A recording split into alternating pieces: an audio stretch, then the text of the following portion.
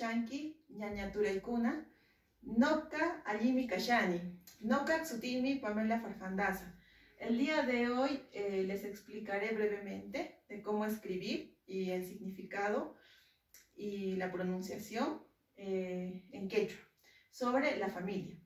En la familia se escribe ayllu. En su significado es familia. Ahora, los componentes de la familia: uno, el padre, que es taita, padre. Madre se escribe mama. Hermana de mujer a mujer se escribe ñaña.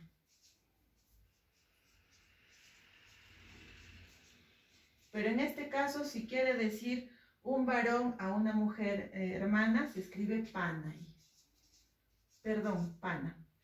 Ahora, si queremos decir hermano de mujer a varón, es turay.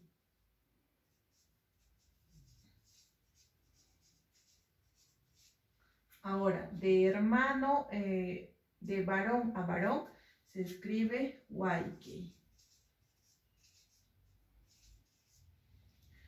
Ahora, para decir abuela es ahuichay. Abuela.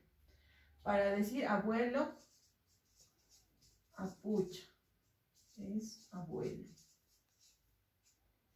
También podemos dar algunos significados como joven, joven mujer es sipas. Joven mujer. Ahora, para decir joven varón es huayna. Joven varón. Otras palabras que podemos utilizar es cumpa, para decir amigo o compañero. Para decir señor, utilizamos la palabra huiracocha. Señor. Para, por ejemplo, decir vecino, huasimasi. Vecino. Para decir paisano, llactamasi. Paisano.